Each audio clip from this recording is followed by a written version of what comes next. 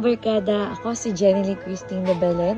Halina at samahan niyo ko sa lugar kung saan sinasabi na land of origin of history. Ibabahagi ko sa inyo ang kasaysayan at kagandahan nito. Ang dapat mo lang gawin, sumama, makinig, makibahagi at mamangha sa lugar ng Cavite City. Trivia lang mga kaibigan, dito ako sa lugar na ito pinanganak. Sa lugar ng Cavite City. Sa De La Cruz Maternity Hospital ako isinilang ng aking ina noong November 5, 2002, alas 4 ng hapon. Dito sa Cavite City, igagala ko kayo at ipapakita ko sa inyo ang ganda ng Cavite City. Kaya tara na! Sa Cavite City na matatagpuan sa lalawigan ng Cavite sa Pilipinas, ito ay may mayamang kasaysayan na nagsimula noong panahon ng kolonyal na Espanyol. Sa una ay kilala bilang Cavite Nuevo. Itinatag bilang isang daungang bayan ng mga mananakop na Espanyol noong huling bahagi ng ika-16 na siglo. At alam mo ba na ang lungsod na ito ay naging saksi sa mga mahalagang kaganapan sa panahon ng Rebolusyong Pilipino laban sa pamamahala ng mga Espanyol noong huling bahagi ng ika-19 na siglo. Ang Cavite Mutiny noong 1872 na isang makabuluhang pag-aalsa laban sa mga otoridad ng Espanya ay naugat sa Fort San Felipe, isa sa mga makasaysayang palatandaan ng lungsod. At matapos ang digmaang Pilipino-Amerikano at ang kasunod na kolonisasyon ng Estados Unidos, ang Cavite City ay patuloy na umunlad na dumaranas ng paglago ng industriya at nag-aambag sa pag-unlad ng ekonomiya sa bansa. Kaya kaibigan, hindi masusukat ng kahit anong bagay ang aking paghanga sa lungsod na aking sinilangan. At dito mismo, kaming lahat ay masayang tumatanggap ng mga bisita sa iba't ibang mahalagang kaganapan sa aming lugar. Tulad na lamang ng Regada Water Festival na idinadaos tuwing Hunyo bilang parangal kay St. John the Baptist, kung saan masayang nagtatampo kaming lahat dito. May mga street dances, especially ang basaan, at hindi mawawala ang masarap na pagkain mula sa Cavite City.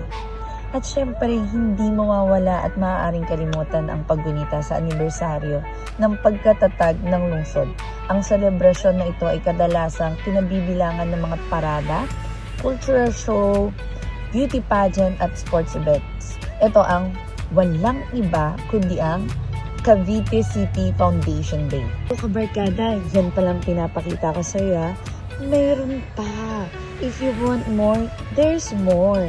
Hindi kumpleto ang kagandahan ng aking sinilangan lungsod kung wala ang mga tampok na lugar na ito.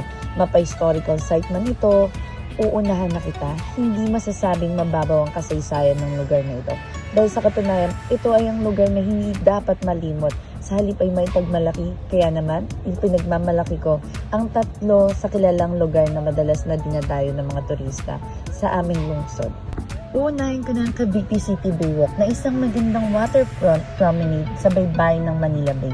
Nag-aalok ito ng nakakamanghang tanawin ng bay na ginagawa itong isang tanyag na lugar para sa mga lokal at bisita upang tangkilikin ang mga nakakalibang na paglalakad at magagandang paglubog ng araw. Dito, kitang-kita mo naman sa aking mga ngiti na talagang masaya ako na makalakad, maibahagi sa inyo ang ganda ng Cavite City Baywalk. Tumuha naman tayo sa Samonte Park na isang pampublikong parke sa lungsod ng Cavite City na kilala sa mga halamanan, palaroan at mga recreational facility.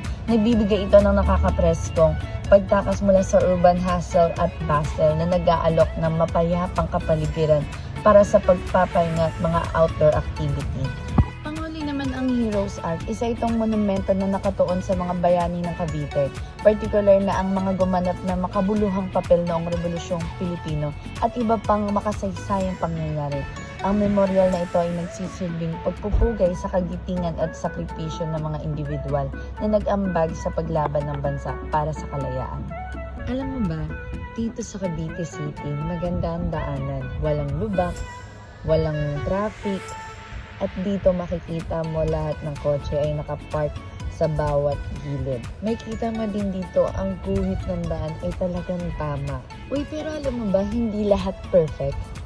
May bad side din. Dito sa Cavite City, malalaman mo ang hidden poverty ng Cavite City. Makikita mo dito ang mga tao ay nakatira lamang sa tabing dagat. Makikita mo dito ang mga tao na mataas ang bilang ng unemployment. Kumbaga, ito ay nagdudulot ng kahirapan sa mga tao. Pero makikita mo din dito na ang mga tao ay may ngiti pa rin sa kanilang mukha at hindi mo makikita ang kahirapan sa kanilang mga mukha. Sila pa nga yung nag-aalok ng gusto nyo po bang kumain? Base lamang sa aking napanood at aking nasaksihan, ganon ang mga tao dito sa hidden poverty ng Cavite City. Kung papipiliin man ako muli kung saan ko nais may silang, pipiliin ko pa din ang natatanging Cavite City. Ito ay walang kapalit, kapantay at patuloy kong ipagmamalaki ang kagandahan at yaman nito. Kaya tara, Cavite City tayo!